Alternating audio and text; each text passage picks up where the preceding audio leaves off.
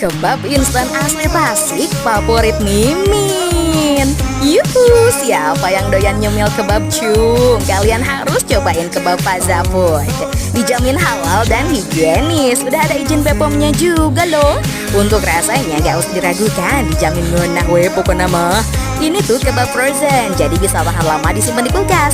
Ada 6 varian rasa kebabnya, original mozzarella, cheese, barbecue, bolognese, dan lettuce. Bisa pesan kebab mix ya, isi semua varian komplit wes segala ayah.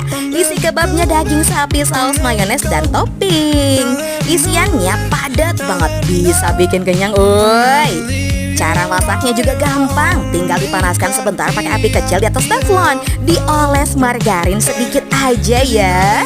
Praktis ya, sat-set, langsung siap. Hap. Ada 2 pilihan kulit kebabnya, original dan black charcoal. Varian black kebab kulitnya tuh lebih crispy, mengandung arang hitam yang baik untuk